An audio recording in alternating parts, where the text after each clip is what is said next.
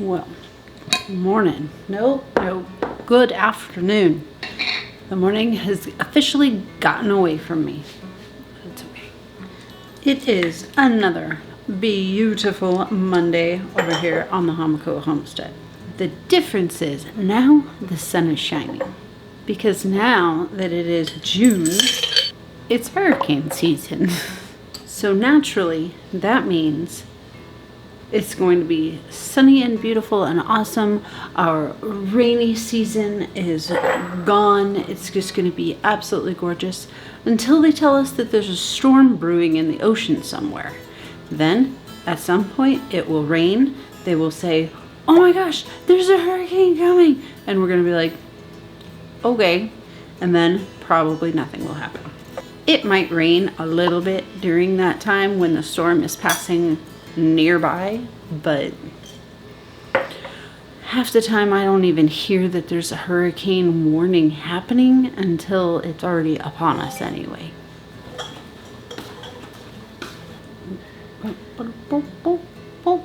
But one really great thing about the fact that it is not constantly raining and drizzly and just kind of miserable outside is that I've been able to spend more time outside getting things done. What the heck is Gemini? I'm trying to Google and it's telling me to go back to something called Gemini. I don't know what that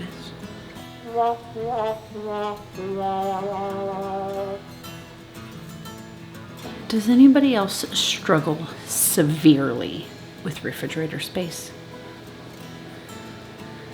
It drives me insane. I just thought of that because I went to get my kombucha out of the fridge and there's like space to put something in there. That's pretty rare in this house.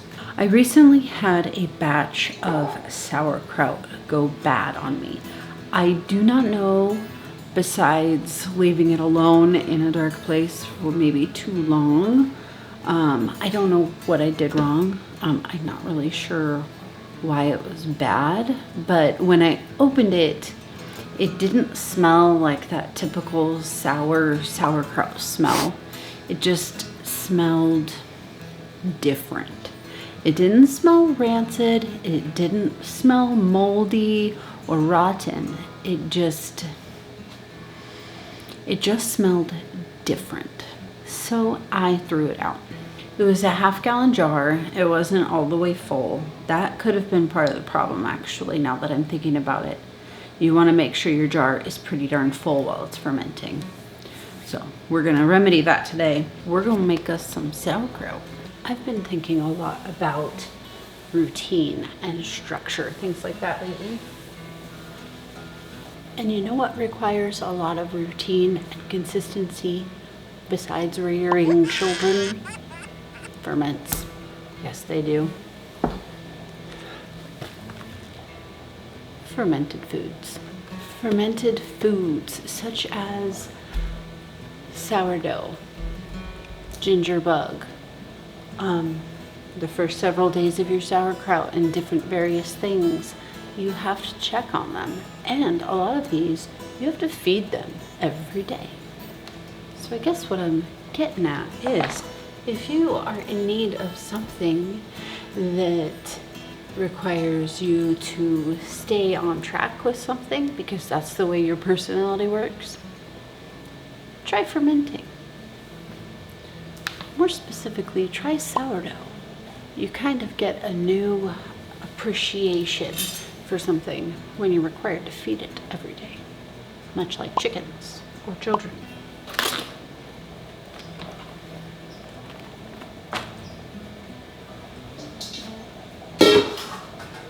For the sauerkraut, I'm using a stainless steel bowl. I've set aside a few of our outer leaves to put on the top and use like kind of as a weight. I'm cutting this into kind of small strips today because that's just what I feel like trying. I know this might sound kind of weird, but one of my favorite ways to eat sauerkraut, aside from just taking a couple spoonfuls by themselves, is to put it with meat. I have been kind of on this kick of consuming a lot of meat. I did carnivore for a few months last year. I don't know that that is necessarily like a really good plan for me personally, but it was good to try. And honestly, I felt amazing. I felt really, really, really good, really strong. I lost 8 pounds. I was feeling fantastic, full of energy. I loved it. The problem, you ask, is that there's a cat in here.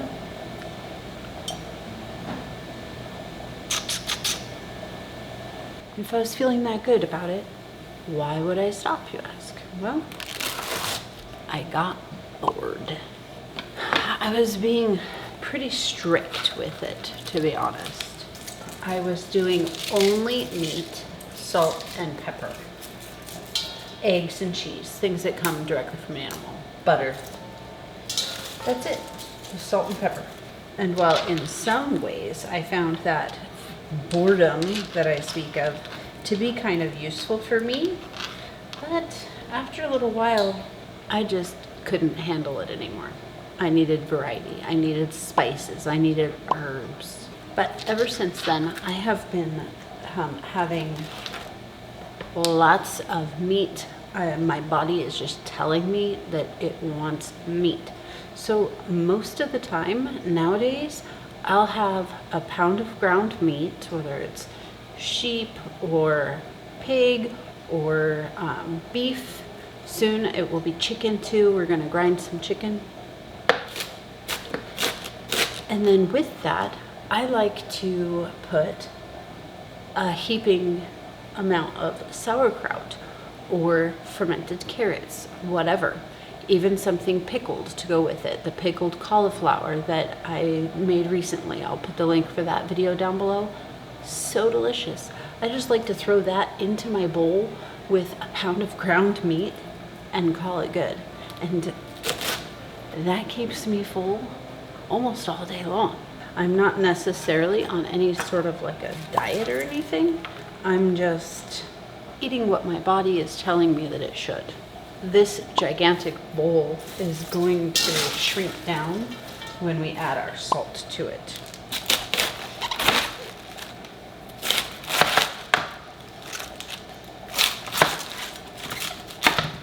Now that we've got our cabbage all cut up, it's time to weigh it, because that's how we're going to know how much salt we need to use. We're just going to use this average kitchen scale. And fortunately, we do have a bigger bowl because that is a lot of cabbage. So we are going to figure out how much this cabbage weighs, and then we're going to do some math. But while I'm putting it into its new bowl, I'm checking for pieces that I think are too big or kind of just wonky, if there's any. Like these bigger pieces, you can cut those, you can do whatever you want to them. You can leave them exactly the way they are. It's almost shredded up, kind of like coleslaw. Okay, maybe 2 heads of cabbage might be a bit much. Oh well, we can do this, it's okay. All right, we have 2,000 grams. So, is that 40 grams? 40. I can math. So I'm gonna set this aside and weigh out our salt. 2%. So I took the weight of our cabbage and divided it by 2%. So it's 2,000, move the decimal over twice, times that by 2. In case I'm not a mathematician, I don't math very well. I'm not sure why, but lately I have been digging this Redmond real salt. We also have a Celtic sea salt that we're liking too, but I'm going to use this guy. It has a little bit of a red coloring to it sometimes. I feel like it's supposed to be more salt in that. 2,000 times 2% is 40. It says right here, 2,000 times 2 to get 40 grams of salt. You can always use 1 head of salt per head of cabbage. Okay, just doesn't seem like very much. Sure does not seem like much. But we're gonna kind of just mush and gush this in. And we're gonna let it sit in here, and it's gonna draw all the moisture out. We're gonna let it sit for quite a while. But that moisture starts to come out a lot sooner than one might imagine. But the more you smash it, the softer it will be. So it depends kind of a lot how much crispiness you want left in there too. I'm not gonna put the effort into smashing it too much because I do like mine to be crunchy. But you do want to make sure that salt gets mixed in there nice. So what I hear is that once you taste your cabbage after it's all mixed together, it should be a comfortable level of salt for a potato chip. It is. I was about to say, and it started to shrink down quite a bit already because this bowl used to be all the way heaping full. It's a different bowl. Yeah. We just cover it up with a towel and let it set for an hour or two or whatever. While our sauerkraut is attempting to become sauerkraut, I'm going to get our kombucha going. I'm not going to bore you with the details. I've already gone through that with you guys a few times, but it's just part of the routine. Ferments are wonderful for that. I'm not entirely sure how long this takes me every Monday. I think it changes, honestly. I'm not sure. But when I'm done, I'll let you know. I'm processing 6 gallons. So I'll tell you how long it took out of my weekly process. I don't know. Oh wait, what time is it? So it took an hour and a half to do 6 gallons of kombucha. So that's 12 half gallons. Sorry, I was visually looking at the 3 rows of 4. Anyways, so that took about an hour and a half. We're on a good track. My beans were pressure canning while that was happening, and our sauerkraut was becoming sauerkraut. There's lots of liquid on the bottom. It shrunk down quite a lot. Not too salty at all. I don't know. I just think in my head that it looked like it should have been more. But, oh well. I'm gonna make sauerkraut. When I'm making sauerkraut, I prefer the small mouth, regular mouth, because it has the shoulders and it'll help keep it down a little bit more away from the lid. And I don't have a kraut pounder, but I do have this. It's a salad thing, but I use this end to smash the cabbage down inside the jar. Because really, literally, that's like all we need to do. So easy. Let me show you real quick. I really like to try to get as much liquid mixed in with each of the jars, because this is going to be 2 or 3 jars. So I like to just kind of try to grab the liquid with the first jar too. Now I did run through a few minutes ago and just kind of smash it and massage it. But we're going to try to pack it down in there as much as possible. I don't know. I guess I just think that fermented foods in general, as I'm thinking about it throughout the day today, they just really do provide some sense of routine, I guess. I don't know. Some of them definitely do provide routine. And then there are others that just kind of make me feel more stable as a person, I guess. I don't know if it's when I'm making it or when I'm eating it, or maybe both. I don't know. Just always knowing that I can have a probiotic rich fermented food anytime I want. It makes me feel like successful in some way that I can't. Can you see that? There's literally a spider. A baby spider hanging right in front of you. That's hilarious. Anyway, makes me feel like I'm doing something right.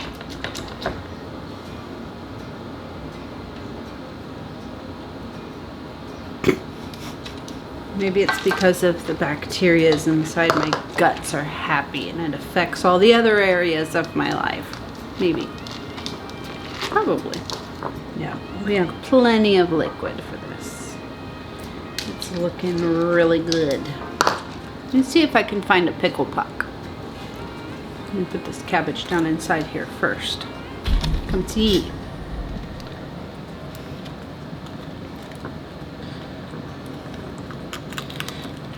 To weigh it down so that none of those little pieces of the cabbage are gonna float up to the top. I've seen other people do it like this. Use this to measure it.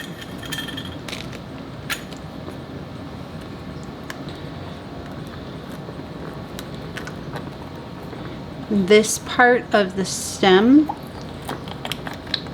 the spine, I suppose, is nice to have because it provides, like, again, more stability. Imagine that.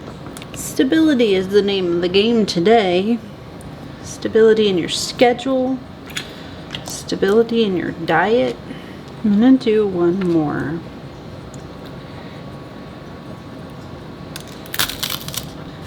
I do have a pickle puck. Put that down in there. See, it's so full of liquid. I'm not sure how much the camera can pick up on that, but looks good. And voila. Oh yeah. Now we have sauerkraut.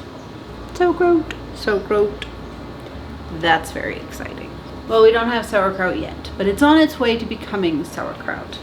So I'm going to do that same thing with one more jar to see how much we end up with. Okay, it wasn't as much as I thought. It's 2-quart jars. Looking good. So I'm going to leave those out on the counter. I'm probably going to put a little dish under it in case there's any spillage. I don't want any of the water to come out onto the counter and just create a big mess. So I'm probably going to put something underneath it, and then I'm going to come each day, crack it open and let the gases out, close it up again, don't let any germs inside. And I'm not sure exactly how long I'm going to let it ferment. This last one that I had, that not the one that went south, but a different one that I had just finished consuming, which is why I don't have any sauerkraut anymore. That one I had done back in March. April, May, June. So I'm not sure how long I'll let it go before I start wanting to eat it. Maybe I should just kind of keep on top of it a little bit more, maybe make a batch every month or something, because really, I mean, how long did this take? Cutting up 2 cabbages and then shoving them in a jar. I mean, come on, it's so easy.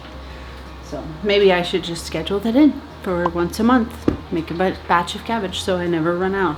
Right now I'm going to be without sauerkraut for quite a while, you know, at least several weeks, probably longer, until I decide that this one is ready to consume.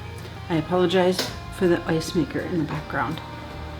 It's not that loud, except for on the camera it is loud. Normally I wait until closer to the end of the day to feed my other ferments, like my milk kefir, my sourdough, and my gingerbread. Yes, the sourdough and the milk kefir, well, and the gingerbread. Right now, at this stage of my life, they are a daily process, but they don't take up a lot of time. So I'm just gonna go ahead and whip out those 3 things now before I head up to the chicken coop. That was really loud. In my earbuds, ouch. There was a notification and it was loud. Anyway, I'm gonna do that before I go up and feed the chickens into the other things, so I don't have to worry about the lighting in this kitchen, because I really want to show you guys that 5 minutes a day, if you stick with it, it's a great part of routine, because you still have to do it. Well, you don't have to, but if you want to be successful with it, you have to do it, and just works your way into it.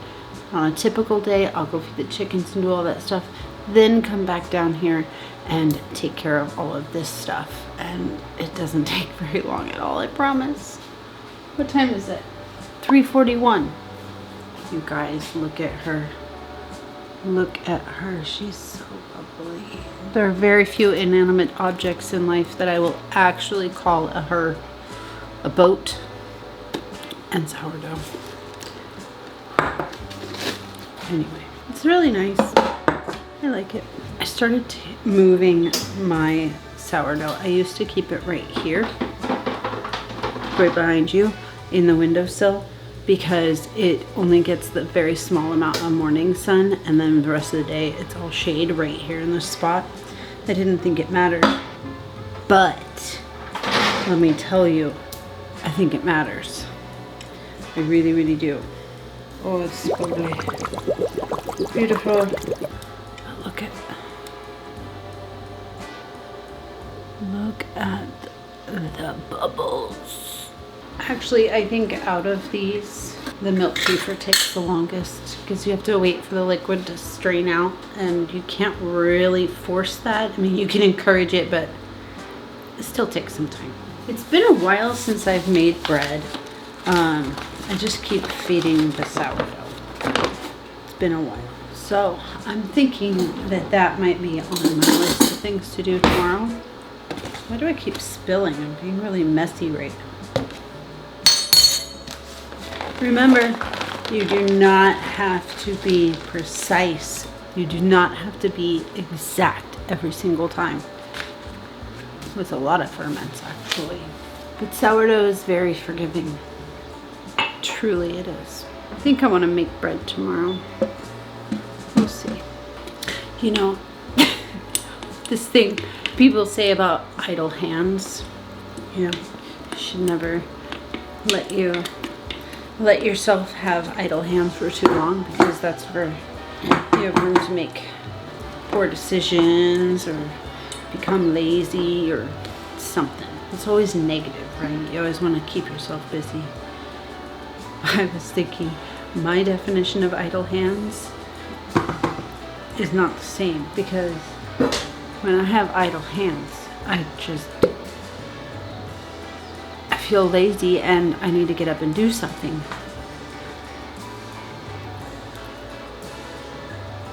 You can hear it. You can hear the bubbles. It's bubbling. Can you hear it? I think there's a cat in the house. Anyways, so I ended up moving my ferments into the pantry over here. It's working out better.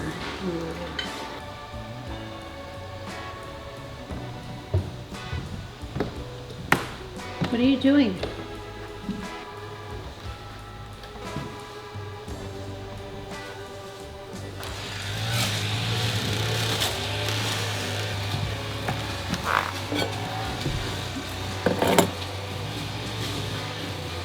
Silly. Anywho, what was I talking about?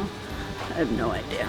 There are far too many distractions in my kitchen at the moment, and I'm jabbering away too much to be able to like tell you, oh my gosh, you can do all 3 of these in 5 minutes.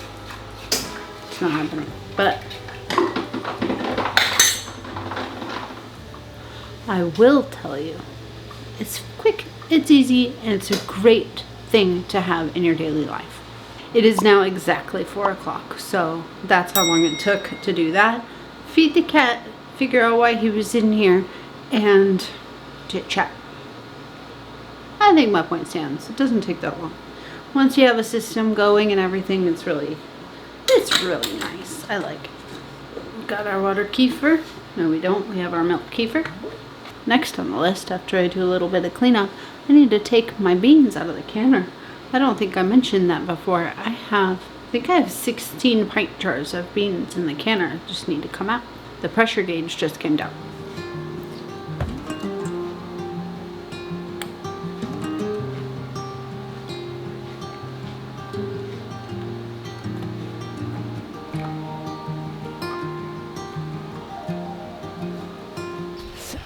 Let's go see if we have any little birthday seeds. Not my birthday, the seed's birthday. No. Yes. There you are. That's so cool. Brandywine, that's what they are. Well, that's gonna do it for now. I'm going to get this stuff. I'm going to water these seeds. I got a bunch of new seeds put in with the old lettuce. It's just a patch of dirt now, otherwise I would show you. But anywho, I'm just gonna go ahead and water these and go feed those mini velociraptors up there and call it a day. Thank you so much for joining me today on the Hamakua Homestead. I'll see you again soon.